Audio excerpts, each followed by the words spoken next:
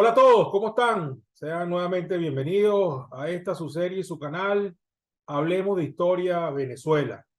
El día de hoy vamos a tener un programa muy especial, no solamente por el invitado, nuestro buen amigo y querido hermano Enrique Ali González, quien es sociólogo, filósofo, historiador, folclorólogo, que es una materia muy interesante y muy rara en realidad entre nosotros. Muy poca gente se dedica al estudio académico de esto, y Enrique Lee lo ha hecho, sino además también por el tema que vamos a desarrollar. Tema muy, pero muy apasionante. Y es un tema que nuestro invitado ha venido desarrollando como línea de investigación, como línea temática en los últimos tiempos, como lo es el hecho de plantearse como pregunta y como duda académica y conocimiento válida si nuestra guerra de independencia fue tal o si fue más bien una guerra de secesión, porque eso parte de una base interesante y profunda que él mismo no nos va a plantear. Así que, bueno, dicho el tema y habiendo dicho quién es nuestro invitado, pues me toca pues darle, por supuesto, la bienvenida a Enrique Ali. Un placer tenerte aquí con nosotros nuevamente. Igualmente, muchas gracias por la invitación, Cipriano, porque estas conversaciones siempre están muy interesantes. Bueno, Enrique Ali, fíjate, vamos a tratar de poner esto en contexto y explicarle un poco a la gente por qué nos planteamos esta duda. Te la planteas tú y yo la asumo como buena para, para hacer un programa, ¿no? Siempre dejando claro que esto más que una entrevista es una conversación. Yo no soy periodista ni soy entrevistador. Simplemente soy tan apasionado de la historia como tú y invito amigos para conversar. Eh, Siempre se ha hablado, mucha gente habla del tema de que lo que ocurrió en Venezuela, por lo menos durante los primeros 5 años de la guerra de independencia, fue una guerra civil, porque nos estábamos matando entre venezolanos. Eso nadie lo discute, ¿no? Lo que tú introduces de novedoso es que más allá del tema, si era una guerra civil o no, es que esto más bien era una guerra de secesión. Y ahí sí lo planteas como un punto muy, pero muy interesante, llamativo, yo diría que incluso hasta polémico, porque entonces tu punto pasa a ser otro. Tu punto es que esto era un mismo territorio y por lo tanto lo que estábamos era separando parte del territorio de España, que es lo que básicamente sería la base para plantearlo como una secesión. Y de ahí empiezan a darse una serie de cosas más que hacen tu tesis, como dije ya, además interesante, polémica. Y bueno, aquí no le rehuimos a la polémica, ¿verdad? No, no, no, es parte de Bien. del intercambio. Y además que lo hacemos siempre con mucho respeto y mucho cariño, además. Entonces, bueno, adelante, Enrique Ali. Vamos a plantearnos esa tesis teniendo en cuenta que, bueno, por supuesto nos estamos ubicando en el año 10, en el año 11, cuando todo esto arranca. Y por cierto, hemos hablado muchas veces de la Constitución del año 11, de la República que emerge allí, las diferencias que hay entre esa Venezuela y otras Venezuelas que hubo antes y las que hubo después. Todo eso va a formar parte de esta conversación. Te invito Claro, a que desarrollemos todos esos temas. claro. Adelante, Enrique. Bueno, en principio, desde el punto de vista objetivo, por las fechas y por la situación, es inevitable concluir que fue una guerra civil. ¿Por qué? Porque cuando nosotros en historia, sobre todo cuando se está reconstruyendo, porque discutir sobre 1810 a 1823 y todo esto, es también reconstruir una visión historiográfica que ha sido heredada del siglo XIX y que tiene serias dificultades para ser aceptada como cierta, porque parte de algunas premisas muy falsas. ¿Y cuáles son esas premisas? Y nosotros tenemos que remitirnos indudablemente al momento de 1498, con la llegada de los españoles a este territorio. ¿Qué sucedía en 1498 en este territorio venezolano, de lo que hoy es Venezuela? Bueno, siguiendo a Miguel Acosta Sáenz, que plantea la existencia de 8 áreas culturales para el momento de 1498, que Mario Zanoja e Hidalgo Vargas, grandes arqueólogos de Venezuela, la reducen a 6, pero están más o menos en la misma concepción, porque aquí hay una diferencia entre lo precolombino y lo prehispánico. Lo precolombino es una cosa y lo prehispánico se remite especialmente al siglo XVI. Entonces, en estas 8 áreas que ellos declaran de los indígenas, primero que nada están presentes 150 siglos de historia, 15.000 años. 13.000 años antes de Cristo, bueno, y 2.000 años ahora, son 15.000. Estamos hablando de un largo periodo. En ese largo periodo hay algunos momentos centrales, como fue el que en el 4.500 antes de Cristo, exactamente, que en el 4.000 años antes de Cristo, aunque había aquí personas, ya estaba habitado una parte del territorio, no todo, pero 13.000 años antes de Cristo, solamente desde hace 4.000 años después de Cristo, que hay datos de lo que estos arqueólogos como Zanoja y Vargas van a llamar las sociedades originarias, o sea, o las sociedades, digamos, desde donde se van a generar las primeras informaciones, por lo menos informaciones completas de grupos humanos organizados en nuestro territorio, 4.000 años antes de Cristo, que van a ser llamadas las sociedades barrancoides, porque van a surgir a lo largo del río Orinoco, incluso donde, más o menos, los sectores donde hoy se encuentran Barrancas del Orinoco. Desde ahí van a salir, por lo menos aquí sí lo planteo, asumo yo un poco más las consecuencias, lo que es uno de los grupos indígenas claves para estudiar a Venezuela, que son los araguá, la sociedad araguá, 4.000 años antes de Cristo. Y luego 500 años después de Cristo va a haber una invasión de indígenas que venían desde el Amazonas, 500 años después de Cristo. 500, es decir, 4.500 años. Después no, antes. No, estos son 500 después, años después. No, ya los arahuacos tenían 4.500 años para acá. Ya, ¿Quiénes son estos invasores? Estos invasores son los caribes. Ya. Y entonces se va a desatar una guerra de los caribes contra los arahuacos para desalojarlos de su territorio que va a durar 1.000 años. 1.000 años en guerra que va a concluir precisamente en el siglo XV, que va a coincidir con la llegada de los españoles. Esto es una primera aproximación porque es lo que va a explicar, entre otras cosas, por otros argumentos, pero que no podemos dar en este momento, por falta de tiempo, pero que es lo que va a explicar que habían 8 áreas culturales. Ninguna de las áreas culturales tenía un solo centro de dirección política, digamos. No había una estructura territorial política alrededor de cada área. No había ni dentro del área y mucho menos entre las áreas entre sí. Por lo tanto, este era un territorio en donde convivían muchos grupos humanos que podríamos llamar, malamente porque no hay otro término para llamarlo, indígenas, pero propiamente no existía ninguna estructura política organizativa de este territorio. ¿Cuándo se va a dar esta estructura política que va a ir realmente creando los nexos y los lazos entre lo que es el actual territorio venezolano? Se va a dar durante los siglos XVI, XVII y XVIII, cuando se termina de conformar una de sus principales cristalizaciones, va a ser la Capitanía General de Venezuela en 1777, y es históricamente posible afirmar que la unidad político-territorial de todo este territorio que va a llevar el nombre de Capitanía General de Venezuela se hace en el seno del Imperio Español, porque todos los que nacían en este territorio a partir del siglo XVI eran españoles, tenían la nacionalidad de españoles, no había otra nacionalidad. O sea, podemos decir, para darle una pequeña conclusión a esta primera parte de tu intervención, que toda organización político-territorial es producto de la conquista, porque no había nada previo a eso, desde el punto de vista de la organización político-territorial. Exactamente, y aquí pudiéramos decir también, porque es muy importante, que fue un proceso de creación mutua,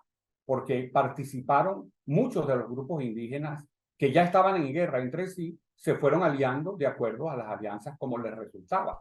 Entonces fue una creación dentro del Imperio Español, pero a la manera propia de una sociedad que se va conformando, especialmente en el siglo XVI y XVII, con los nutrientes y los intercambios que traían los españoles con los distintos grupos indígenas, y por eso es que esas 8 áreas culturales van a seguir subyacentemente definiendo al venezolano, y lo podríamos después, digamos, en algún momento definir más claramente, pero ahí se va conformando y se van estructurando. Por ejemplo, la mayoría de las 24 capitales, porque somos 23 estados más Caracas, han sido creadas antes del siglo XIX. Es decir, toda esa estructura, toda esa red de pueblos y de ciudades se hizo en esos sitios. Y se hizo bajo el Imperio Español porque éramos parte de España, no había otra. Entonces, desde ese punto de vista, todos los que nacían en Venezuela eran españoles. Y por eso uno lo ha repetido en otros foros y hay algunas personas que inicialmente les produce como rareza, porque uno puede afirmar tranquilamente que Bolívar nunca fue venezolano. ¿Por qué? Porque él nació español y murió colombiano.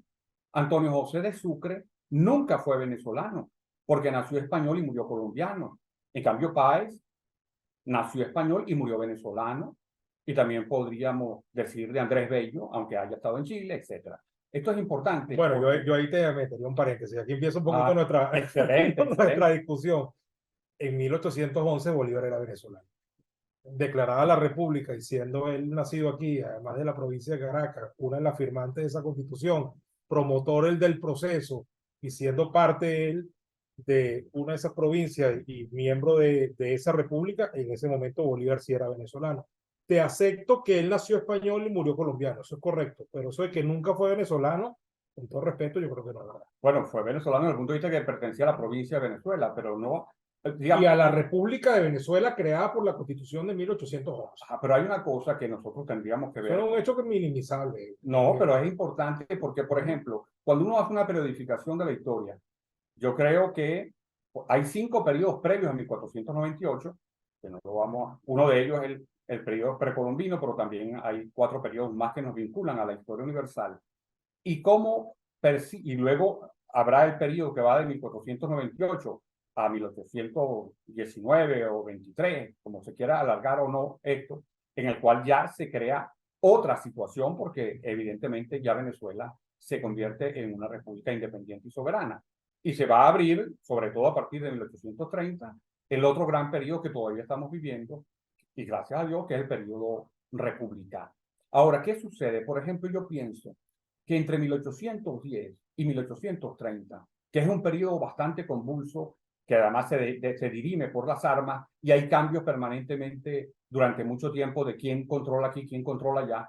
Yo creo que eso es visto o pudiera ser visto de una manera mejor, digo yo, desde el punto de vista historiográfico, como periodo de transición. Y yo creo que ese periodo de transición se divide en 2 grandes partes, que son muy importantes estudiarlas en detalle. Ahora, son periodos de transición. En esa transición hay personas que, como dicen otros historiadores, evidentemente quieren traer una nueva realidad, convertir, por ejemplo, Venezuela en república, y hay otras personas que quieren mantener la monarquía. Es decir, se están discutiendo proyectos de construcción o de reconstrucción de la sociedad.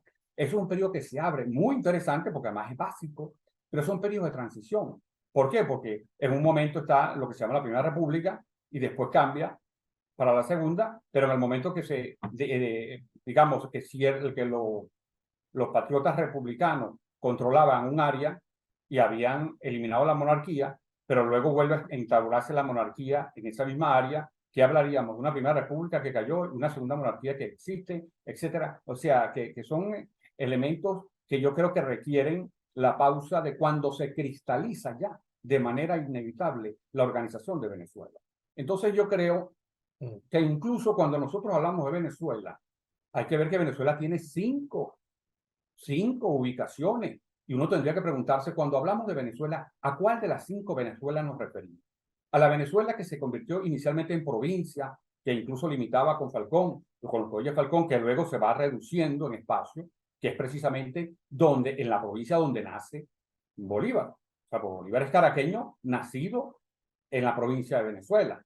Pero hay otros pueblos que fueron creando, que inicialmente eran de la provincia de Venezuela y después se quedaron por fuera, porque se crearon otras provincias. Entonces, ese es un momento.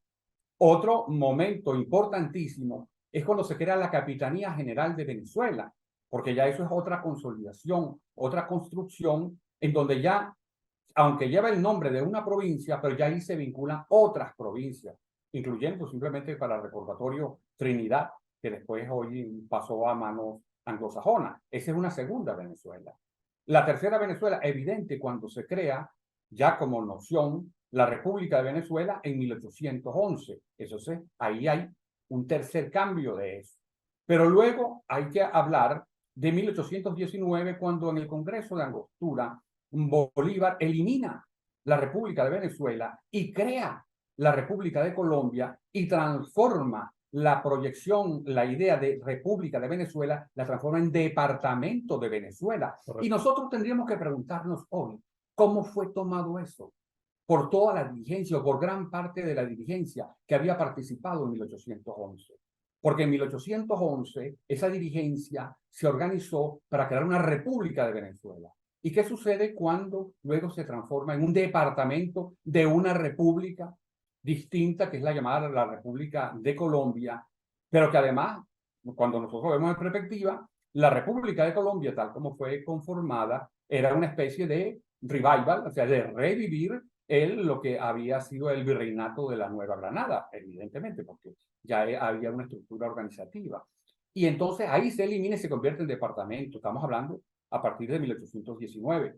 Y en 1830, con todo lo que ya sabemos que hubo, la participación del Congreso de Valencia, etcétera, y todas las cosas previas, muy interesantes, muy ricas y muy densas. Que vamos a hablar de eso. Que después tendrá paz. Entonces ahí hay 5, que es la República de Venezuela que tenemos actualmente todavía. Correcto. Entonces, cuando hablemos de Venezuela, habría que precisar. No, interesantísimo. Vamos a decirlo así. Venezuela en 5 momentos, ¿no? Que además tiene 5 connotaciones y 5 estructuras distintas, pues, para que quienes nos están oyendo y trataron de seguir tu argumentación, vamos a repasar un momentico porque fue muy interesante ese recorrido, ¿no? Provincia de Venezuela sola, ¿verdad? Que abarcaba solamente un pedazo de lo que es hoy Venezuela, ¿verdad?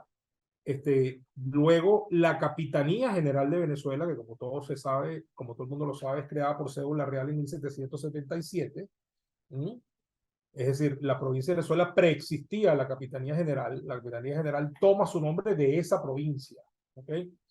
Luego está la República de Venezuela, que es creada a través de la Constitución de 1811, la cual crea el Congreso Soberano, electo por los representantes de 7 provincias, entre los cuales está nada más y nada menos que Francisco Miranda.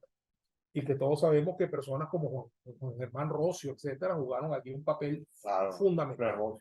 Los padres fundadores de la República y que le dieron lugar a nuestra independencia, se dieron cita en ese congreso, que fue un congreso memorable y que además esa constitución de 1811, que yo rescato como un texto fundamental, no solamente por lo que significa en nuestra historia, sino por la importancia que tiene como constitución, para mí es importantísima. Esa constitución, Enrique Ali, como el federalismo que estaba. Claro, y esa constitución como constitución es la tercera del mundo, solamente precedida por la de Estados Unidos y por la de Francia, y es la primera del mundo hispano, la primera en español, sí, del mundo. O sea, es una constitución importantísima.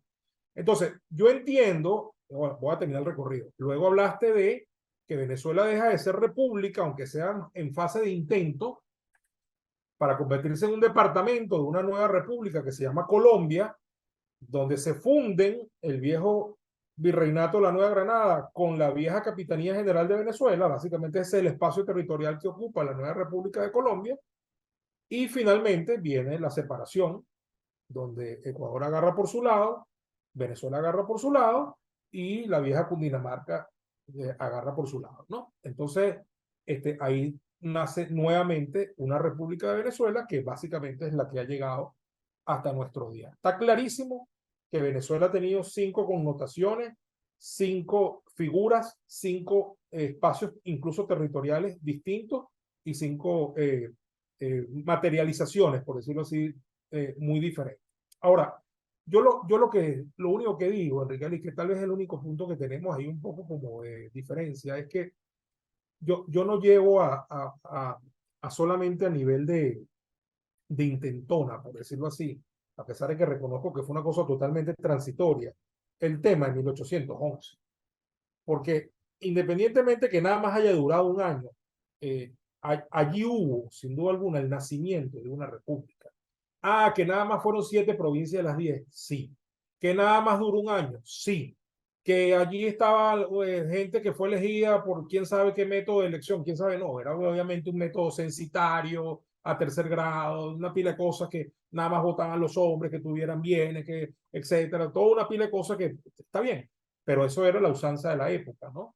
Y allí hubo, como ya lo dijimos ahorita, una cita de prohombres que sin duda alguna tenían muy claro lo que querían hacer y que para lo que estaba planteado en un momento histórico como el que estuvo planteado aquí en Venezuela desde 1810 y sobre todo en 1811, el producto de eso fue un producto importante.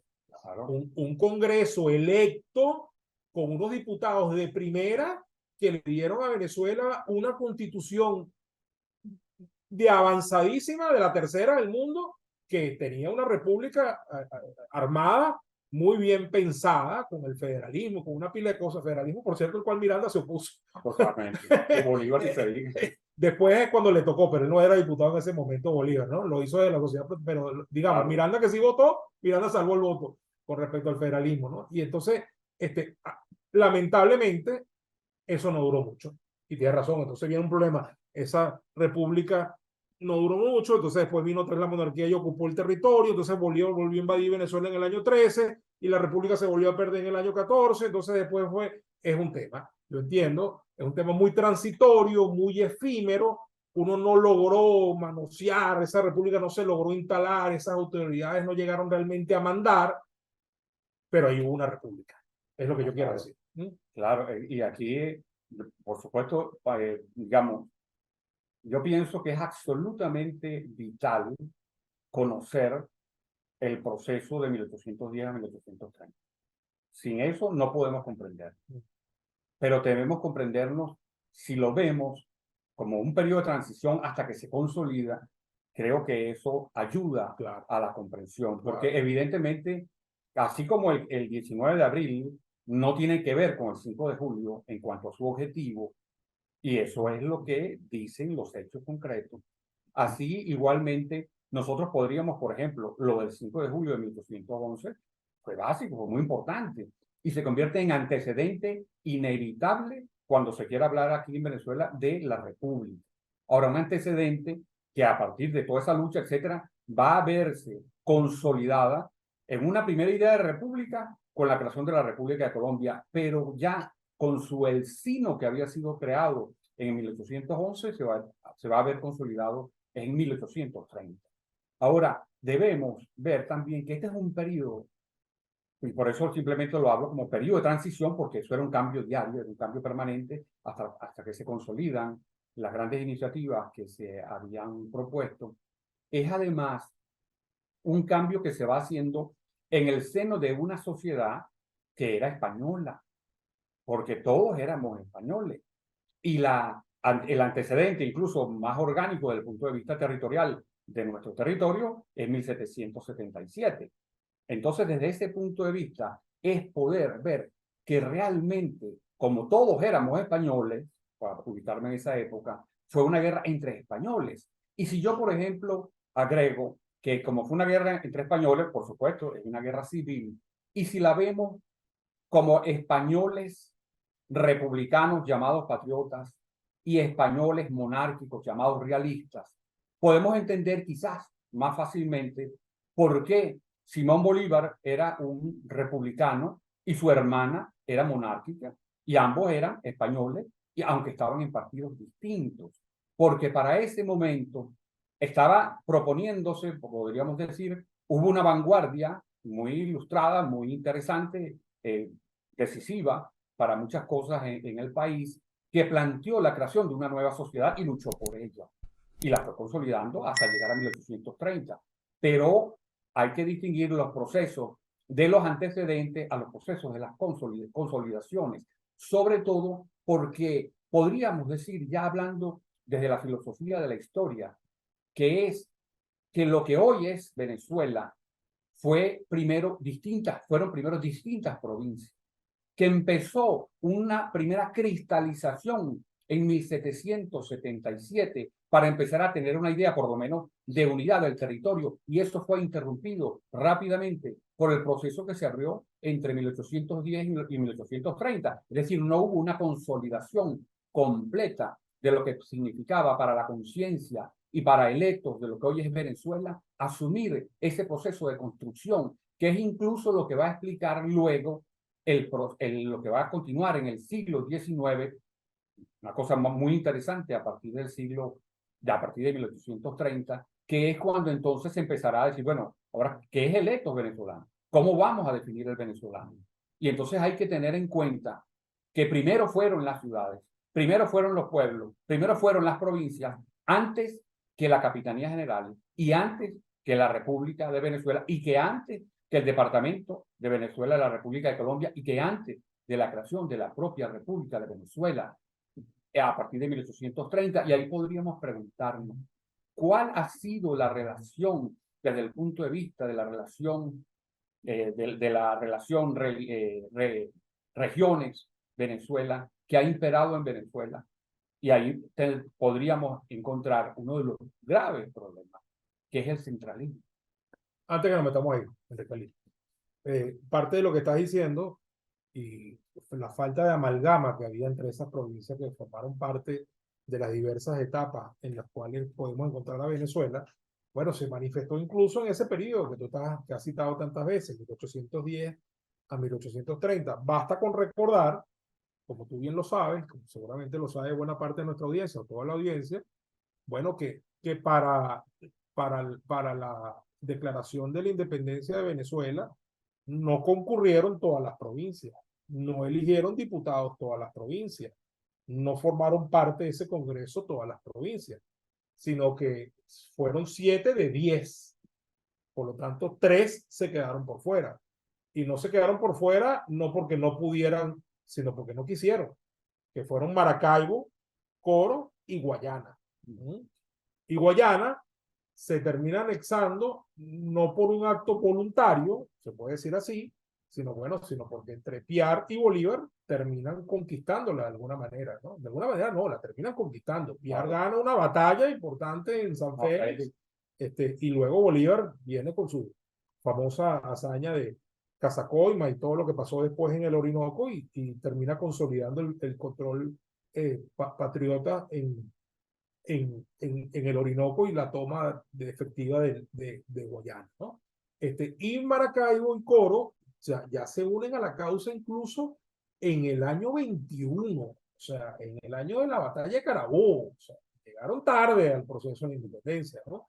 Y lo de Maracaibo, ya nada más a nivel de pequeña anécdota, es un hecho incluso tibio, porque no fue un tema donde ya había una negociación con el gobernador de la provincia que había entablado el general Urdaneta y el gobernador prácticamente entregó y se hizo ahí una combinación para que fuese no violento y Urdaneta básicamente se valió de un pronunciamiento que hizo el ayuntamiento y ocupó militarmente la ciudad 2 días después y ahí no se disparó un tiro.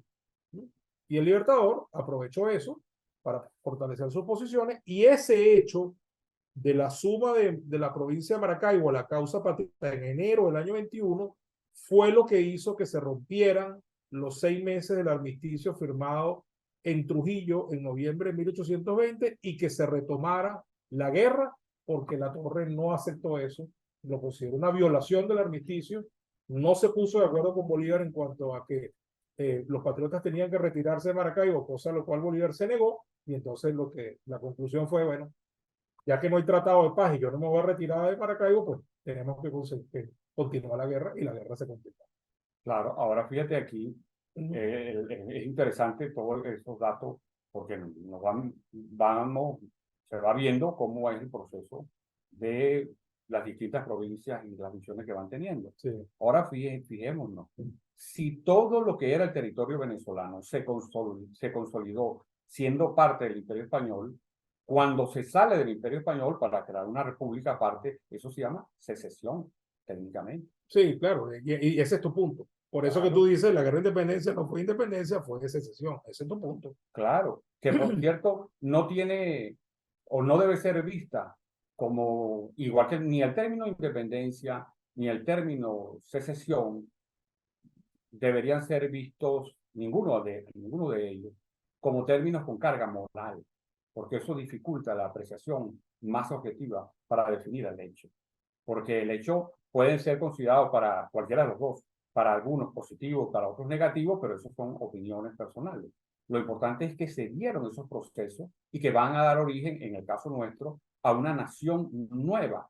¿Por qué? Porque si no se precisan ahí los términos, por ejemplo, una independencia nacional es la que llevó a cabo Vietnam contra Francia, porque Francia había ocupado Vietnam y los vietnamitas ya tenían un Estado nacional previo. Y ese Estado nacional previo, que fue controlado por los franceses, luego se alzaron y derrotaron a los franceses. Eso es una guerra de liberación nacional clarísima, clarísima.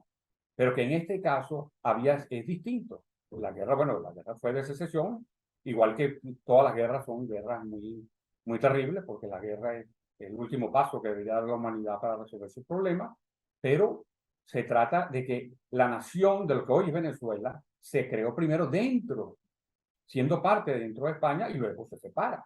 Y al separarse es secesión. Y entonces, yo creo que eso, primero que le hacemos justicia histórica al proceso previo de todo lo que fueron los 3 siglos de construcción de lo fundamental del ser venezolano que se construyó durante esos 3 siglos, es lo que yo llamo el primer etos venezolano, luego vendrá un segundo etos que se reconstruirá de una manera interesantísima en el siglo XIX, el cual no es tema de esta conversación, pero que nos permite, por ejemplo, ver lo que significó el proceso, que fue un proceso, por supuesto, vital, la comprensión de 1810 a 1830, y que también quisiéramos lo que puede implicar desde el punto de vista de la reflexión, hablar de 5 Venezuelas. Esta distinción de las 5 Venezuelas nos permitiría a nosotros preguntarnos en cada momento, cuando leemos un texto de historia de Venezuela, de cuál Venezuela estamos hablando. Porque incluso en algunos casos se habla de la historia de la provincia de Venezuela, no de la República, de la provincia, y se considera eso historia nacional.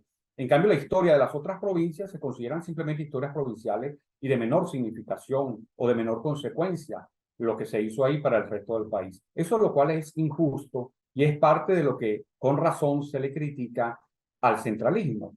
Ahora bien, si nosotros vemos que en caso de esa guerra civil termina una guerra de secesión, hay otros que piensan que terminó una guerra de independencia, ya dijimos los argumentos. Lo que sí es importante es que ambos términos, como se puedan usar, algunos guerra de independencia o guerra de secesión, son términos muy gruesos que han definido por completo a la humanidad en muchísimos casos.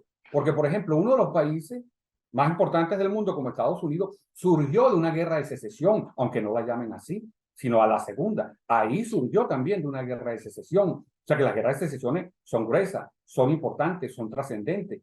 Igual que, por ejemplo, aquellos que piensen en que fue una guerra de independencia. Yo, por ejemplo, que admiro mucho a Francisco de Miranda, yo acepto que Francisco de Miranda fue precursor. Ahora, yo puedo decir, es precursor de la guerra de secesión, así como otros podrán decir, es precursor de la guerra de independencia. Y eso no le quita en ningún momento importancia a Miranda. Eso es lo que te iba a decir, Ricardo. Y cuando tú dijiste hace un rato lo de la carga moral, creo que es importante llevar, explicar a qué nos referimos con lo de la carga moral.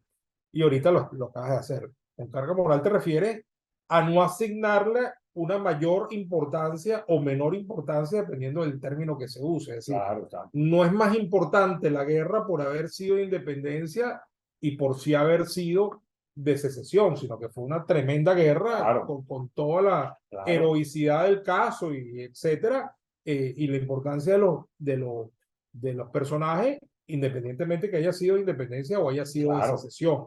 Eso queda claro. Ahora, para que quede claro la gente, entonces, yo creo que sería bueno que tú pusieras un ejemplo o 2 ejemplos, entonces, cuáles sí han sido, por ejemplo, alguna guerra de independencia. La de los mexicanos contra los franceses, por ejemplo. Claro, ahí sí, igual que la de los dominicanos de los haitianos, porque, por ejemplo, cuando se da todo el proceso en América continental, que más o menos culmina en 1824 con la batalla de Ayacucho, a veces en los manuales que uno lee de historia dice, bueno, ya culminó, ya fue España, el reino español fue derrotado de América, etcétera, pero se nos olvida que quedaron tres experiencias muy interesantes y muy distintas entre sí, como fueron la isla de Puerto Rico, la isla de Cuba y la actual República Dominicana. Ahí se dieron tres procesos completamente distintos, tan distintos que, por ejemplo, España se había retirado de República Dominicana, entonces República Dominicana es invadida por los haitianos, entonces los dominicanos vuelven a aliarse con España para derrotar a los haitianos, entonces hay una situación totalmente distinta. En el caso de México, que México va creando y hace también su propia batalla y termina creando una nación soberana, que por cierto, una nación que no era simplemente el resultado del antiguo imperio azteca, porque cuando uno ve en el mapa lo que era el imperio azteca a lo que era el nuevo reino de España, o sea, la Nueva España, como fue llamada México, es enorme, es mucho más grande que el imperio que tenían los aztecas. ¿Por qué? Porque, entre otras cosas, se nuclearon los distintos reinos de diferentes indígenas, incluyendo los tlaxtecas, por ejemplo, y entonces todo eso sumó la Nueva España que se convirtió en México. Y entonces, ¿qué pasa? Ahí viene un nuevo intento imperialista, ya ahí sí podríamos hablar que Francia invadió a México y por eso es que se celebra en México con tanta importancia los sucesos de mayo. Y yo creo que aquí, ahí que tengo que decir algo porque yo durante mucho tiempo fui el jefe de la cátedra de pensamiento latinoamericano, tanto en la Escuela de Filosofía de la UCB como en la Escuela de Teología de la UCAP, etcétera. Y entonces es cuando descubro, a través de un famosísimo libro de un filósofo uruguayo, Arturo Ardao, un filósofo muy interesante, acerca del origen de América Latina. Yo creo que el término América Latina es un término netamente imperialista que creó Chevalier para suplantar el término de Hispanoamérica e introducir a Francia en ese momento como también algo parte de todos nosotros y para justificar las conquistas que estaba desarrollando en México. Entonces ahí, por ejemplo, No, le pusieron un emperador. un emperador que fue tercero. que fue, exacto, Maximiliano. Maximiliano. Que lo fusiló Benito Juárez. Exactamente. Y que incluso las fuerzas españolas se negaron a combatir contra los mexicanos y dejaron a Francia solo con su intencionalidad. Ahí tenemos, eso es evidentemente una guerra de liberación y de independencia de México muy clara. Bueno amigos, como acabamos de ver, queda muy bien planteada la tesis con excelentes argumentos por parte del doctor Enrique Alí González de que nuestra guerra de independencia no fue tal, sino que se trató más bien de una guerra de secesión, toda vez que todo esto era parte de un mismo imperio que no era otro que el imperio español. En un segundo capítulo, la próxima entrega, vamos a también analizar un tema no menos polémico, que es el de la guerra civil. Si esto fue una guerra realmente internacional, con varias nacionalidades comprometidas, o si realmente nos estábamos aniquilando entre conciudadanos. Y bueno, queda allí también la idea de las 5 Venezuelas que hemos sido, dependiendo de la etapa en que pongamos la mira para el análisis. Nos vemos entonces en nuestra próxima entrega. Muchísimas gracias.